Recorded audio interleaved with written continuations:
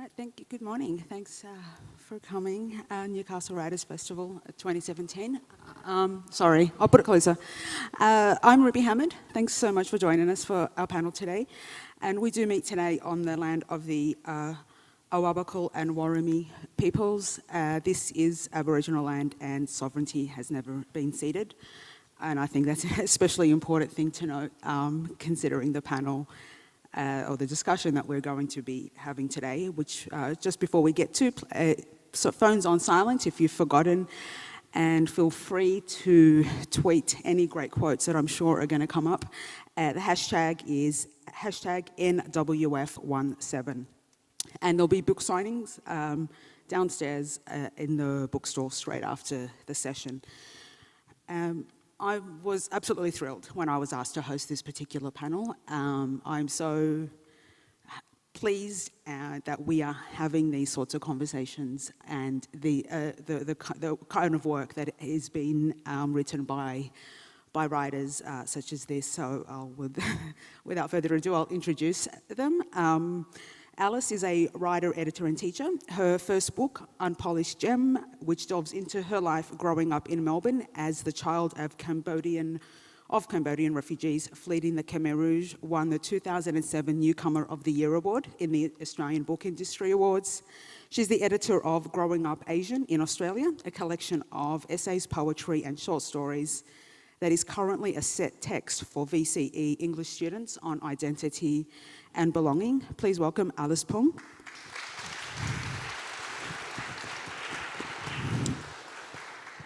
Deng is a South Sudanese child soldier turned Blacktown lawyer. He catapulted into our national conscious in 2015 when his alma mater, Western Sydney University, released a 2-minute clip outlining his incredible story. Conscripted at the age of 6, he'd never attended school and arriving in Australia as a refugee, taught himself to read and to write. Winning a scholarship to study law, he now has his own practice in Western Sydney and spends his spare time working with refugees and disenfranchised youth. New South Wales Australian of the Year for 2017, please welcome Deng Adut.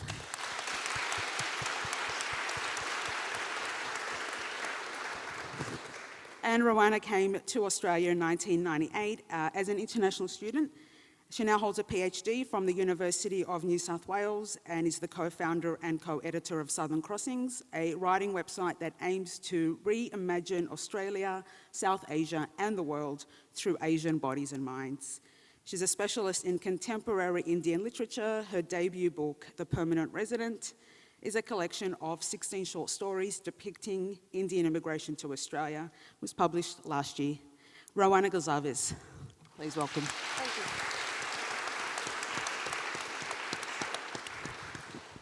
So Roanna is going to treat us to a reading in just a short moment. Just before we get to it, I just want to, so the title of this session is Two Worlds, the Importance of Heritage to Identity. And I want to just look at this concept, first of all, of two worlds. Do you think, is there truth to this idea that immigrants and first and second generation, Australians, I guess, or people in Australia are caught between these two worlds? Is there a dichotomy going on? And is identity always going to be a struggle for those of us who have some sort of heritage or connection to another part of the world? And who would? So polite. First of all, thank you, Ruby, and thank you to Newcastle Writers Festival for inviting me. And I would also like to echo what Ruby said and acknowledge the traditional custodians of the land upon which we have gathered here today. It's an ancient storytelling land, and we're continuing some of that spirit in a way today. So just want to acknowledge that. In relation to being caught between two worlds, I grew up in India. I was born and brought up, as we say, in Indian English, in India, and came here as an international student. So for me, when someone asks, where are you from? I actually claim my Indianness, because that's actually where I'm from, and I'm also Australian. So for me, I feel like I can be Indian and Australian. I don't want to have to choose. But I do know that for people who were born here, who are not of the dominant culture, who are not white especially, for them, they feel like they're very Australian. Like my children, they're constantly saying, oh, Indians are so weird, we're Australian. So I think for people who are second generation, that's a really much more fraught question than it is for someone like me who's first generation. But I have a lot to say about that, but I won't hand over to the others. Oh, okay. So I was actually born in Australia. I was born a month after my parents arrived here. So my mum was, 8 months pregnant, and she claims that she was the first person smuggler because she smuggled me into Australia at the refugee camp. There's no ultrasound at a Thai refugee camp. There's thousands of refugees and a handful of nurses. So the nurses checked that my mother was healthy, and at that time they hadn't dealt with such an influx of firstly, Southeast Asian refugees, and secondly, people who survived a genocide, who were really malnourished and looked a lot smaller than their physical age. So when the nurse asked my mum how many months she was, she just held up one hand, and she said, that's how I smuggled you onto the plane to Australia. So when I was born here, my dad thought this country was a wonderland compared to what he'd survived. So he named me Alice after Alice in Wonderland. And of my generation, I have lots of friends with unusual names. I have a very lucky name by comparison.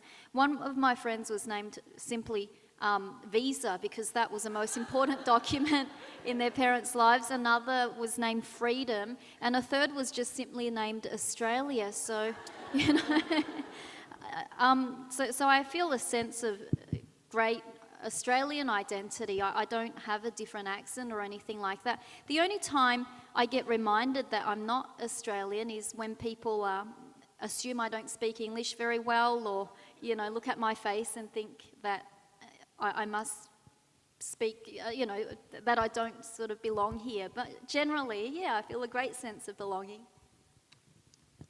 Okay, good morning, and I would also like to acknowledge the traditional owners of the land, and also would like to acknowledge the elders that are before us, and also my age mate in this group. I think that's important. That's important step. For me, I would say that no child chooses to be born. No child chooses his identity or their identity. Only the parents who decided to have a child that created that such identity and heritage. For me, I always argue that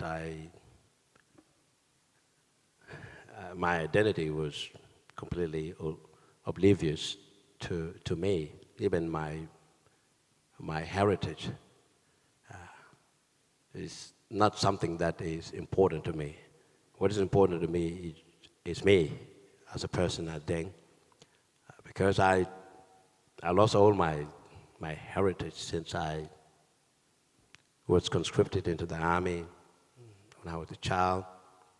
Went to Ethiopia, picked up another identity, then came back to war in South Sudan, picked up another identity, and came back to Kenya, being a refugee, pick up another refugee identity. And all this chaos in my mind, all the time, I was not able to say whether I was South Sudanese, a refugee, or somebody else, because refugee, they don't have heritage. They don't have identity. They are just a name, another name given.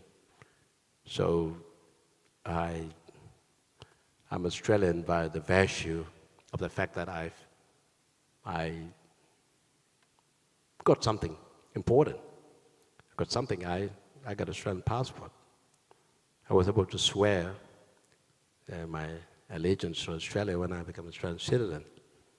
So, and I live in Australia. I think that's where my identity, where I crafted my identity. That's where I think Anyone that say go back where you came from, I tell them go back to your mother's wombs. But that's Yeah, because Australia is my mother. Australia's not taking me anywhere. So thank you. I think that's all I can say there.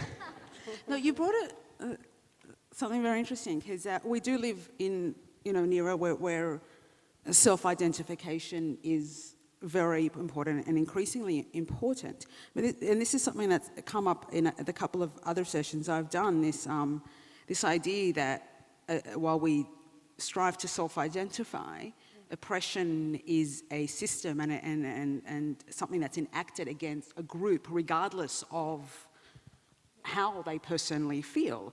So like, for instance, I come from a Muslim background, and I will still call myself Muslim, and I'll often have, very religious Muslims saying, no, you can't call yourself Muslim because you're not blah, blah, blah. And then there's also people who are non-Muslim saying, well, you should just not call yourself Muslim, it's so much better. And I'm like, either way, you're not taking into account that, my surname is Hamad. It's a Muslim name. I was born in Tripoli, Lebanon. So these things are going to be used against me at some point. So, for instance, I probably would have been caught up in the travel ban, even though Lebanon wasn't officially on the list. All people with a Muslim name were being stopped. So these Hamad going for a job interview, for instance, could have been used, without me realizing, being discriminated against. So, regardless of whether we personally identify with it, because we are in this body with this name and this heritage, it can and possibly will be used against us. So I guess what I'm asking is how do we navigate that tension now of trying to assert who we are and who we feel we are and what our personal identity is, with the fact that the world, regardless, will see us in a certain way and treat us accordingly. Roanna? Oh, no, Dan, since it came up through your question. Actually, that's a right question, and that's a proper question. And my response to that question is simple. I begin to craft my identity and my heritage in a different way, because at all material time, the half of my life that I spent overseas, it was always about other people naming me who I am, telling me who I was, telling me what to do, and forcing me to do things they want me to do. But when I came to Australia, I was able to be free enough to do what I want to do. I was able to gain education, even to know myself as an individual, even go back to know my mother properly. So for me, turning back to the proper way of looking at your heritage and looking at your identity, I start by first not discriminating myself from identity that I have acquired here in this country, which is my Australianness. I'm Australian, and that is my identity, and that is my heritage of this state, not because where I was born. Not because where I was born. It is where I actually feel that I'm a human enough to be part of that group, to be part of that community. I put myself there, nobody put me there. And anybody that put me in any places that I don't belong, it's their problem, it's not my problem. My identity is clear, my heritage is clear, and I'm here with you. So that is how I can actually reconcile them too. It's about people not to discriminate themselves. Because if you do discriminate yourself, then you're going to discriminate other people. What going to stop you from discriminating other people? And then you won't even you can't sleep at night because you still have all these things in your mind and try to find your identity. I've been looking for it for years and years until I found one. And the one that I got is what I'm comfortable with. So I don't have a struggle. I'm not struggling now to find my heritage or find my identity. I have no such a struggle now. I'm happy the way I am, and that is That is Fair enough. my response. Okay. Thank you. Do you have something you wanted to add, or no? No. Oh, just to say that, just in response to your question about, however well individually, the good experiences, positive experience we have individually, we're still existing within a system which is firstly patriarchal in Australia, and secondly, it's white. So as someone who's not male and not white, there are many different ways in which the system constrains, sometimes enables, but also constrains someone like me. So, for example, when I was pregnant with twins, a colleague I was chatting with said, "Oh, how are you feeling?" And I said, "Oh, they're kicking." And she said, "Oh, you mean it is kicking?" Like she just assumed I didn't know my grammar. And I said, "No, actually, they are kicking because I actually have twins, not just one baby." And she didn't really get that, it was kind of a microaggression, of course, to assume that I didn't know my it from my they, and my first person plural from my first person singular, or third person plural and third person singular. And, things like, so I haven't been beaten up or like physically abused myself, but lots of people have who are of different skin color from the norm, and that's not particular to Australia, of course. It's wherever there is dominant culture, there's always oppression, as you all know. And so in another example of the way that manifests itself in small ways, not in big ways of being bashed on the head or shot, is my son, who's in the audience today, was told, "Oh, the skin color pencil, the peachish pink pencil, that's the skin color pencil."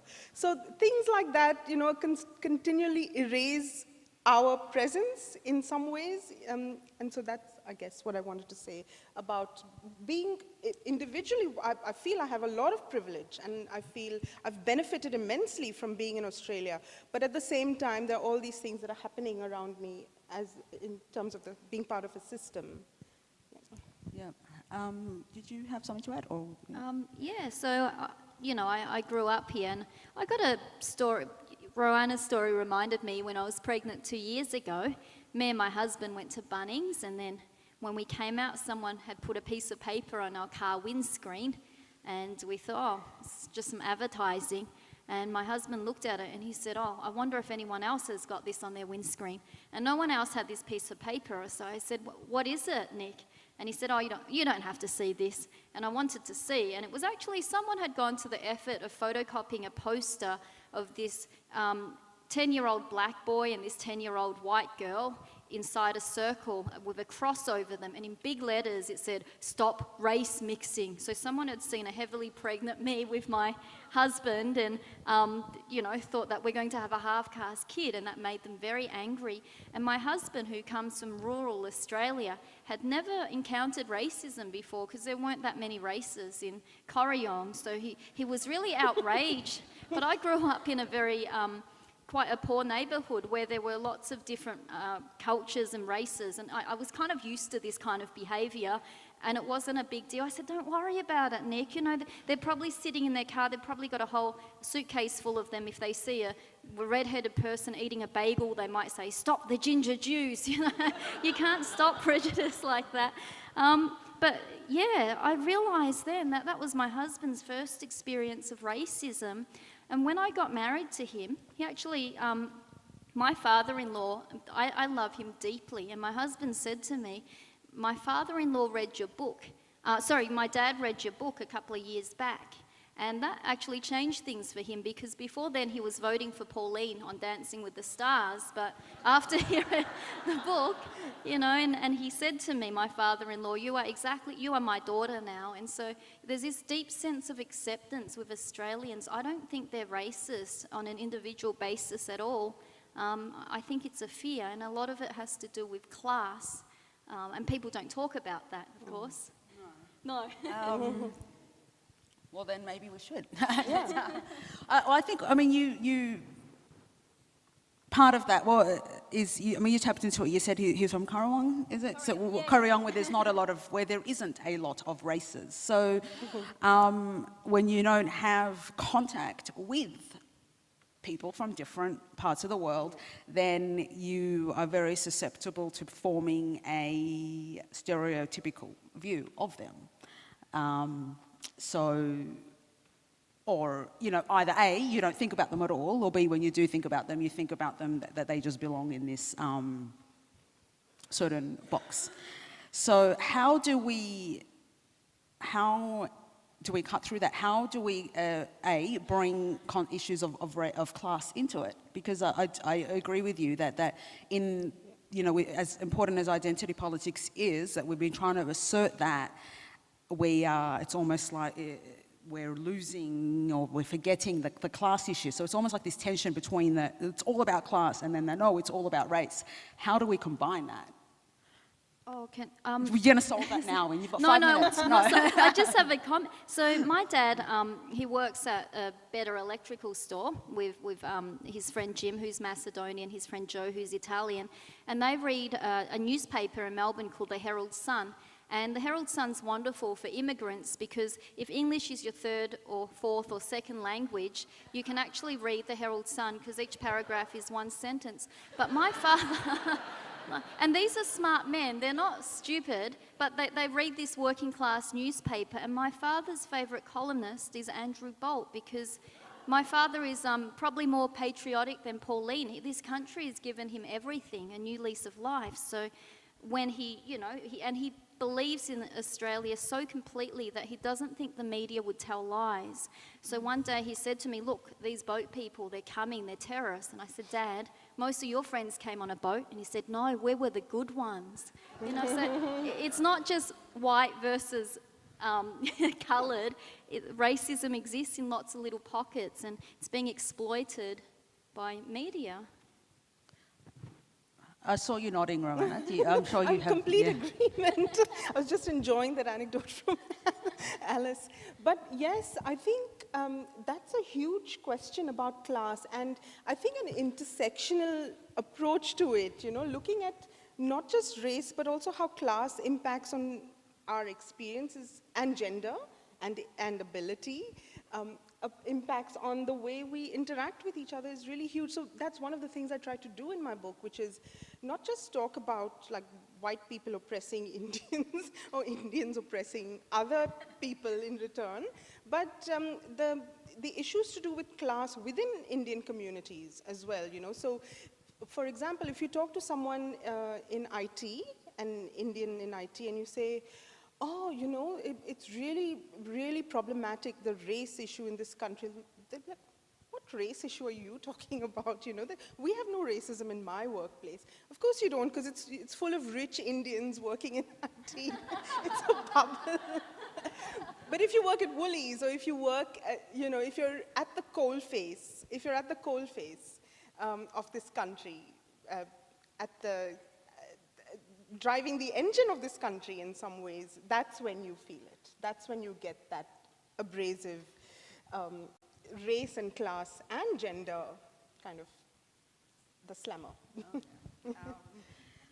Okay, well, I do have a couple of other things very related to that. But before that, I know, Roanna, you had something to share with us. So I want to leave time for that now. Well, I want to do that now because I'm sure it's going to lead to a great discussion as well. So I was going to read the opening, but maybe I'll read the one about class, actually. Should I? I will. Completely up to you. Sorry, it'll give me, I need a minute to find the spot.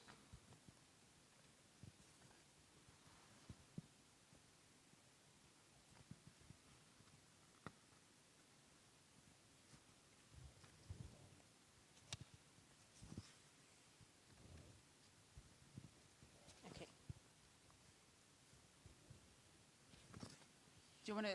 I can. Oh no, you got it. No. If you've got it, I didn't want you to be like under the pressure. So this is this story is called "The Dignity of Labor," and it's about a man and a woman who work at a petrol station. So they're like, you know, quite poor. They're here as international students, and they've been invited to this extremely posh house of by another Indian couple who are extremely wealthy. And so they're having this conversation at lunch. I will read from, yeah. So it's Suzanne and Patrick are the wealthy couple, and Nina and Deepak are the poorer ones who are working at a petrol station.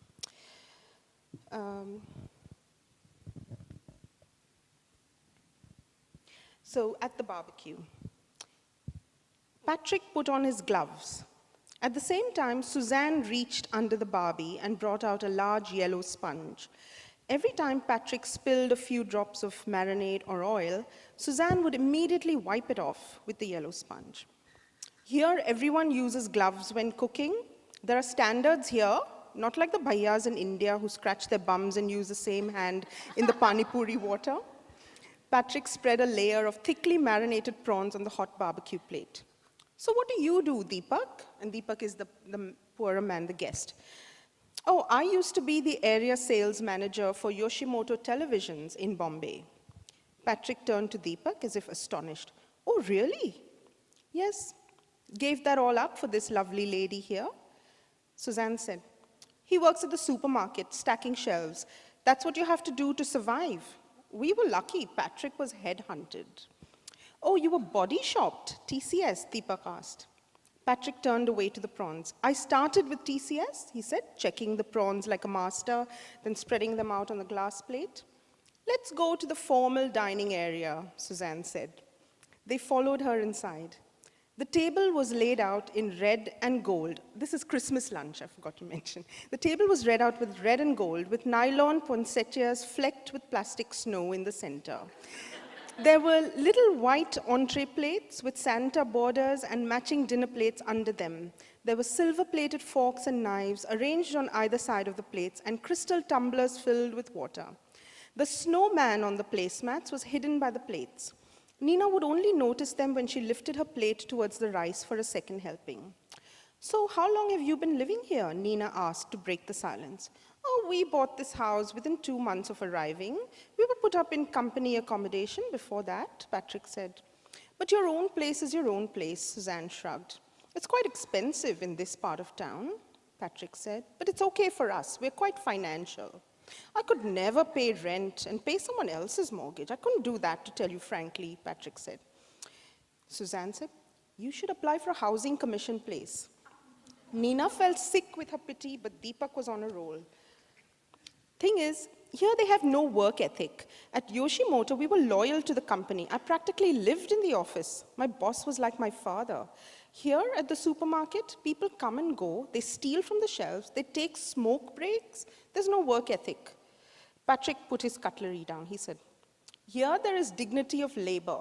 The worker is treated the same as the boss. Forget the caste system. There is not even the class system in Australia. Tomorrow, you think if Rupert Murdoch came to my house, I would give him special treatment? He would eat from the very same plate you are eating from, mate. Deepak shifted in his seat. He said, one thing I have noticed is that they're very racist here. I've never even seen... Really? Patrick interrupted. You've experienced racism here? Yes, Deepak said emphatically. Patrick looked at Nina. Nina, have you experienced racism here? Nina didn't expect Patrick's gaze upon her. I personally have not. Yes, me neither.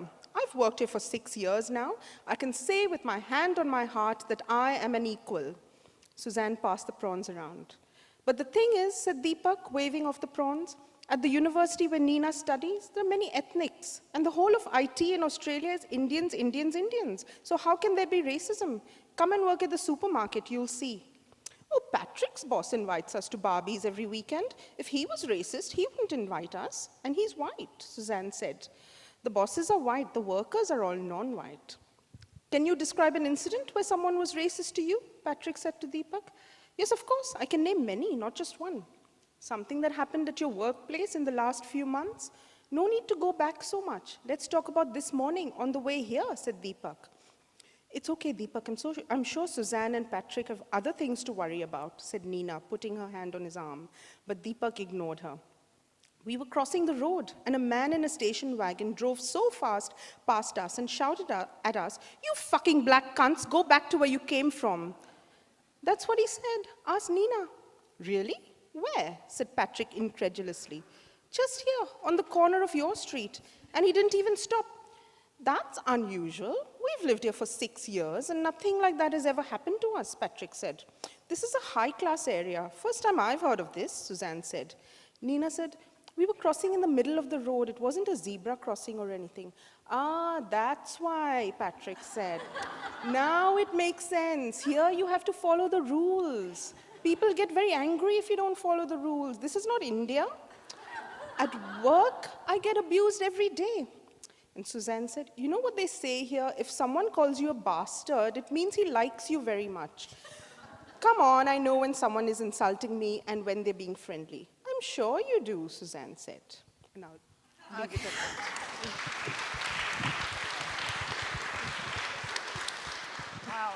Okay, you bring up a lot of things. There's so much going on. So you've got this whole keeping up with the Joneses, trying to sort of impress thing. You've got this belief in this idea of Australia as this, diversity makes us all great and we're all tolerant of each other, but also a denial of personal experience and how if you just follow the rules, then they won't say anything to you. So there's this idea, correct me if I'm wrong, underpinning that is that as we're tolerated. When I say we, as I mean, I guess non-white people are tolerated as long as we don't draw attention to ourselves or object or act like we can just cross the street, not at the crossing. Good migrant, yeah. It's It's like being the good migrant, but you need to be a bad migrant because that means you love the country so much that you actually want to preserve what is precious about this country and you'll fight to preserve it.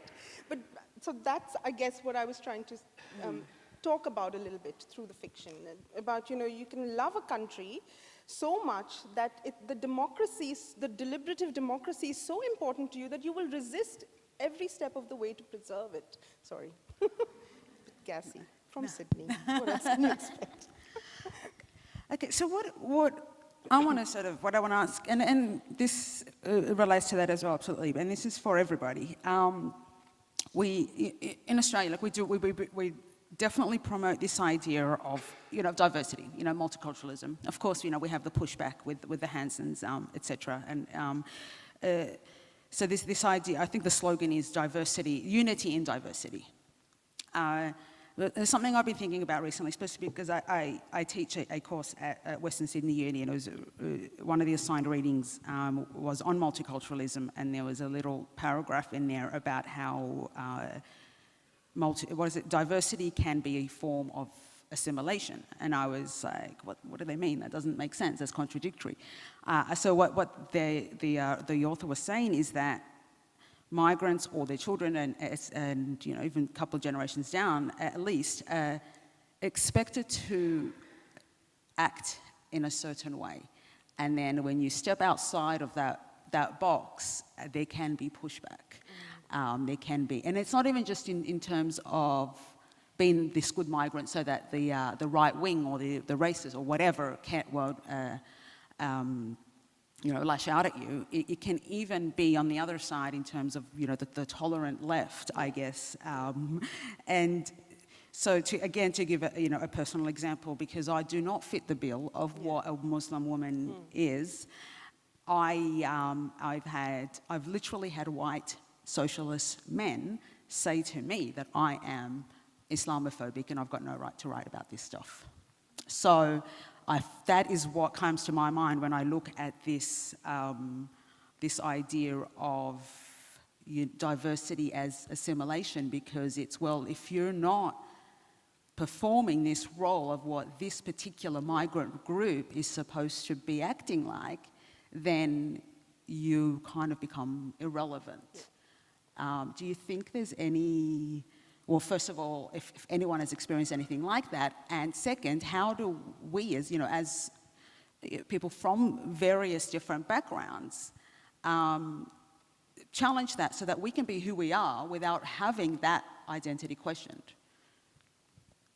Otherwise, we're still being forced into this idea that everyone from our background is a monolith and thinks and acts the same way. Actually, the comment you just made about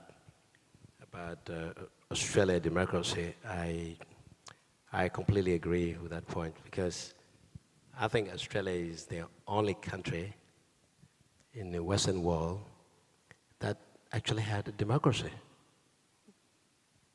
Just being honest. The rest don't have it. Look at Trump recently. He wanted to lock up Hillary before even he won the election. That's not democracy. And you go in ideas of Brexit, that's even crazy. The one that created democracy, they're getting out of it. So I don't know what they're talking about. Australia got the best democracy in the world. But in terms of diversity, whether we benefit from each other, or maybe that's where we can coin our identity, or we can all live in harmony. I simply would say, well, if a puppy, if a cat had kittens, and one of them is black, the other one is white, that one is yellow, that one is green, that cat is not going to kill one of them, right? It's the cat. That cat will love all the kittens together. And I think that's how I look at the nature of things. I didn't create myself black. And not you, Asians, not you, I don't know your background, but something created us that way. And I'm not there to correct the nature. I can't correct it. If somebody else want to correct the nature, want to say you're black and ugly, just correct the nature. Why would I go on and fight this person that have no idea whether this cat or the nature had so many children, so many kittens that have different colors? It's none of my business. So for me, is that we all have to be in the same. We need to look at Australia in the same way as how the nature actually created us. So I love Australia that way, because I think the rainbow idea is not the real thing, but I think we should all just look at diversity as what we can all benefit. Just like enjoying flowers, like all these beautiful ladies, and can agree with me that if I have to give you yellow flowers, you will accept it. If I give you pink, you will like it. Red, you like it. So Australia should stay in the same way, a rosy way. Just assume we are a rose, and diversity is a rose. Well, that's the ideal, that we just accept everyone for what they are. But we have to take action. It have to be put into practice, and the practice of it is important. And if you go around try to fight those people that try to alienate others, or try to say that you are that and you're not that, it's basically the same thing, the class society that you talk about. It's about protecting what you have, and then you create some sort of control of it, and that is to mobilize other people that like you. It's a criminal in itself, because you're creating things like what Hitler did. That's basically what we're doing, and then we can't accept that Australia get a good democracy, good people, and we should celebrate that. And individuals that are there, just forget about them. Let them just shout. Answering them or responding to them will mean that basically we're fighting them, and they will generate more energy, like Pauline Hanson. So she will mobilize more powers. So we just have to ignore them, and let's work for what we have today. How many times I got called a nigger? Nearly daily. Who cares? I'm Australian. How many times they call me in South Sudan, they call me, even the black people call me white supremacist, because that is true. They call me white supremacist because I disagree with ideas that don't move us forward. Anything that divides us, I say, no, I can't accept that. If you brand me, is that how you feel? Do it. So be it. So human beings are cruel in general, and human beings are good in general. And so pick the good side and don't go with the bad side, because I know what it means to have such a hate to that extreme to even try to kill somebody because of a belief of the way they look, or maybe they are born blind, and then you say, well, because they're degenerate, we just execute them. No, that's a wrong thing. That's what we do. We shouldn't brand people, and that's my point. Thank you. Alice, do you have something, any thoughts on this idea of, the tolerance and diversity in a way being used against immigrants from both sides, from, one side saying, well, you're just this, and so I don't care what you say, or, well, you're just Asian on the outside, so, well, you can't speak for Asians. So have you ever experienced that as well as that more sort of overt sort of racism, this sort of insidious sort of tolerant on the surface, but beneath still sort of applying limitations and rules of when you can and cannot speak? Oh, I guess so, but I think a lot of the time it's just ignorance. So, for example, if I'm catching a tram in Melbourne, some old lady has come from the countryside to visit her grandkids, and she hears me speak, and she says, "Love, you speak English so well. Where did you learn it?" And I'd say, "I was born here," and she'd say, "But where are you?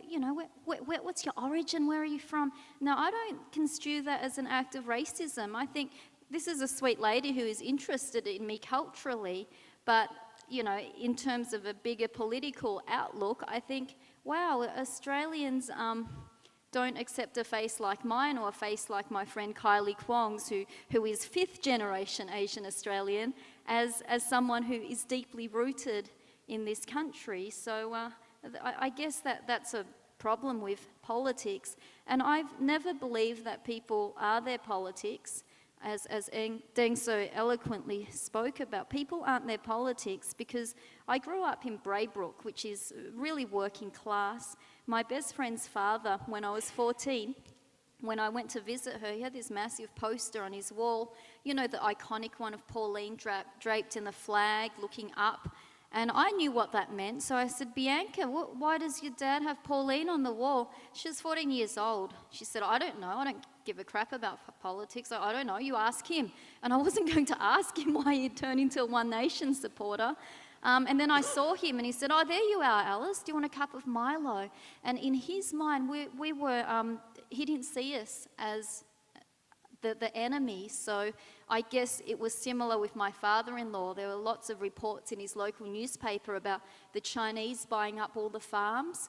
And so that was what made him vote for Pauline as well. He was scared. He'd seen it physically happen. A lot of big farms got brought up. So when he met me in person, he thought that, this is the person my son's going to marry. This isn't this idea of the yellow peril. Again, we come back to this I guess cause or root of ignorance, and just not being not that exposed is the right word, but just not having meeting and being around and interacting with people from different cultures and backgrounds on a daily or a regular basis. So I guess it just leads back to that same question of how do we get that interaction happening? I don't know, Ruby, because the man you were talking about who thinks that you're not Muslim enough and you should be ashamed to call yourself, that you're Islamophobic, is someone in love with their own ideas and not very much in tune with reality, are they? Yeah, but I just said that's just one example, and it's just something that was, I guess it was a turning point for me, not just as a personal thing, but as a big system ideas thing of, there are so many ways to silence people and put them in a box. You can put them in a box for being too much of something, and you can put them in a box for being too little of something. And so, it goes back to this whole idea of this, what we're trying to, deconstruct today is as heritage and identity in two worlds, and just this sense, when I read that title, it's a sense of there are some of us that don't know where we belong. We feel like we don't. Where do I belong? Am I enough for this world? Am I not enough for that? So that is, essentially, and that's what I had wanted to sort of ask you, if any of you had experienced this idea of not feeling I can't get a stable sort of foundation anywhere. Roanna. I think really interesting questions, and I think one way to think about it would be to use elastic, which is, what I mean by that is to think of the word authenticity, which is used a lot. Oh, you're not authentic. You're not authentic enough. You're not Australian enough. You're not an authentic Australian. You're not an authentic Indian. Like a name like mine, Roanna Gonsalves. If you didn't see me, people have assumed I was Brazilian, and then when I turned up, they're like, oh, so disappointed, like, it's you. But, and that's because of Portuguese colonization, et cetera, of India. But our idea of what is authentic is always bounded by the knowledge we have of something. So it's about using elastic to expand that idea of authenticity about something, and that comes through education and through personal contact, which is exactly what Alice was saying with her father-in-law. It's the personal contact that completely expands and adds and infuses empathy into a relationship. And one of the best art forms that enables empathy is fiction, of course, and what the work that writers do, particularly through fiction and through. So one way would be to read fiction about different kinds of people, conversations, education, I think, using elastic to expand the idea of authenticity. So you think education just in a social context or actual formal education? Is there some sort of, a way of like decolonizing education so that we teach children from a young age, not just the traditional sort of Eurocentric view of the world? Or? I think the best thing would be to just get women to run all the universities and the school system all over the world, not just Australia, but and then we'll take it from there. Okay, so if anyone has questions, is it going to be like the last session with a mic in the middle, or will people stand up? Okay, so while they're getting the mic, I'll ask another question. Alice, I'll ask you first. So you, as you said earlier, you were born literally 1 month after your parents got here. Deng, you came in very different circumstances on your own as a teenager, and Roanna, you made the move as a young adult. Yeah. So, and I was born 2 years before my family came here, so different stages. So, what impact do you think arriving at a younger or older age has on connection to the old country and identity? Because I think, it was one of you touched on this idea that second generations can be, a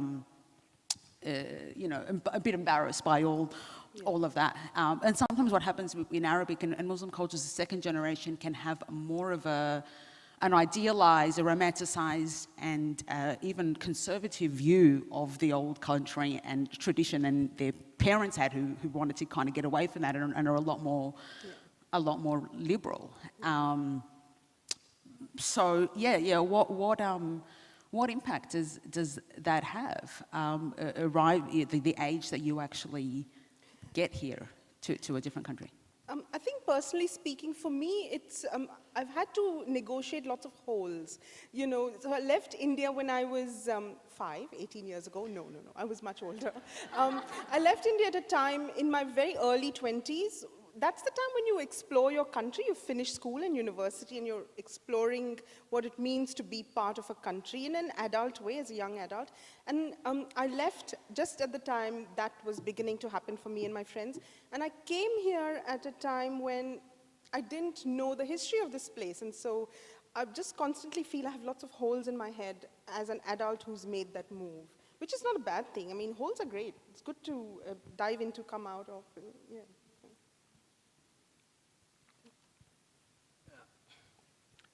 I don't know. I came here with my brother, John, who went back to South Sudan in 2005 after he finished his studies. And I think he had a lot of conflict with this country due to the fact that he couldn't get a job, even though he was first Sudanese actually to finish university degree in Newcastle. I don't know, maybe in Australia, I don't know. And he had that kind of problem, and also his wife too, they had a conflict of identity crisis, and also tried to conform with Sudanese culture and Australian culture. These two, they couldn't marry together, and it was just terrible for him. So he left. So I think it's a bit hard for somebody who is older and with further things that actually pull them back, such as employment or even having a proper accommodation, to be able to say that I am Australian. So I don't think my brother was in that position. But for me, I was younger. I was 14, turning 15, and everything that I did was with all my friends that were Australian and also African, extended African community. And from there, I think I fit in well. And what role does formal education do? Well, I think formal education, if it is truly a formal education, and then it should include all the studies, all the cultures of other people in the world, because we're living in one world. But if it is formal education where you only teach a specific culture or specific things, and then you are actually depriving the other population that you're teaching, and that you're supposed to teach them other people's cultures, you're depriving them from the knowledge. So that's where the formal education need to be reformed, and we have to look deeply more, because we all I was once in South Sudan, Ethiopia, Kenya, and I'm here in Australia. I have acquired other knowledge, and being in the army, I acquired other skill, and all these skills, they're relevant as part of history teaching, if you have to teach history. But you don't teach kids those things. They don't know. Some of the people, for example, when you mentioned, Alison, when you mentioned about your name, well, my name, every time, even I get in a car, even at the airport, people think that I'm Chinese because Deng, because they name Deng. Okay? But they don't know if you go to South Sudan, Deng is a common name. But I'm definitely Chinese. So all these things people need to be educated about all these things. And even go to the airport, and there's once upon a time I was flying to Perth, and I was flying business class, and I had my ticket. But this woman decided to look at my ID because my name is Deng. So all these problems can be resolved simply by proper basis of teaching children at school, and also interaction like this, because none of you will call me Chinese next time when you see me. So I think that's all I can add. Thank you. So, like, Alex, do you even feel a connection to Cambodia outside of just the fact that's where your parents came from? I mean, there's a line in the film Lion that really hit me, and where I'm sure you're all familiar with it. A boy, Indian boy who's an orphan, or so he thinks, and is adopted by an Australian couple as a 5-year-old, and then he wants to try to go back and find his family. And there's a line where because he's just thinking about his family more and more as he gets older, and he says, "We swan about in our privileged lives. This makes me sick.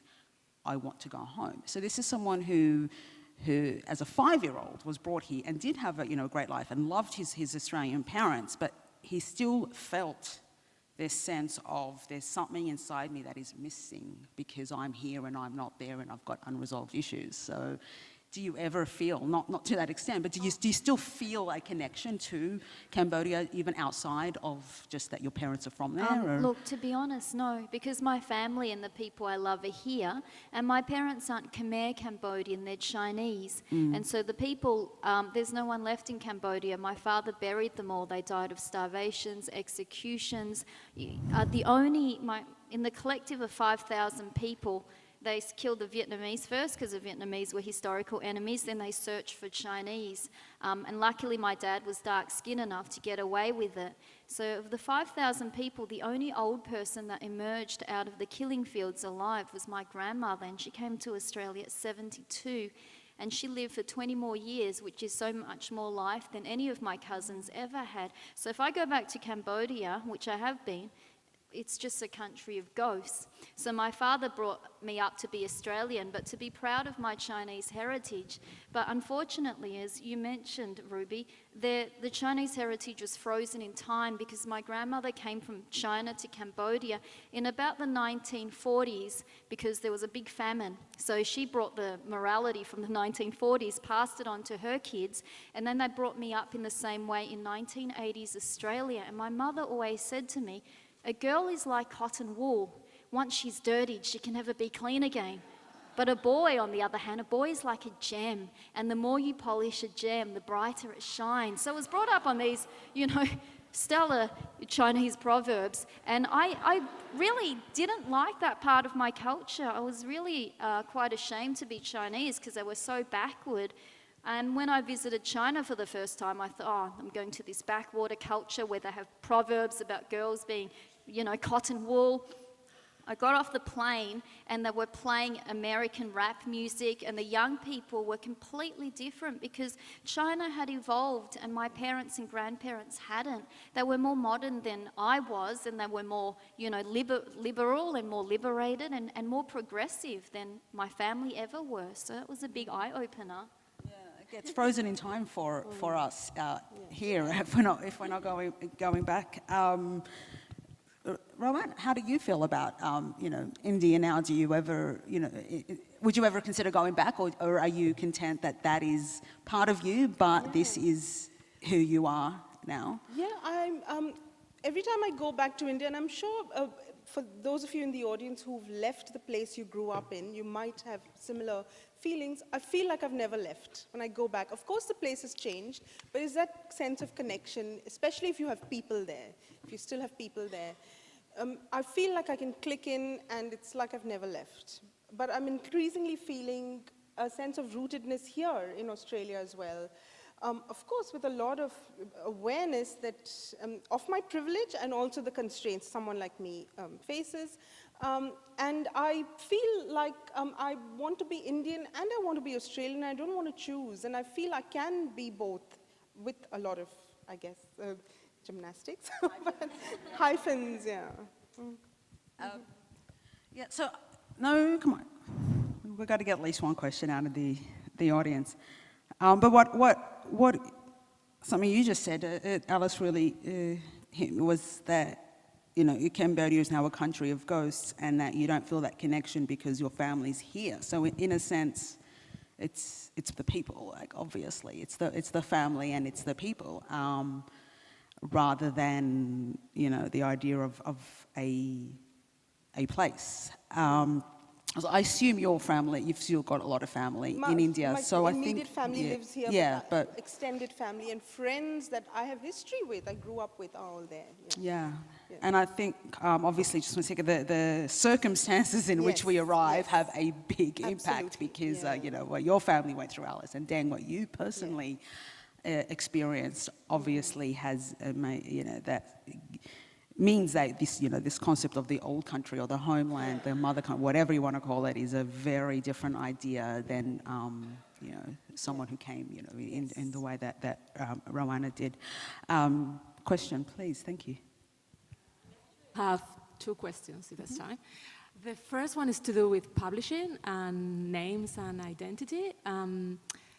There is research that shows that there are many more male writers that get published in Australia than women.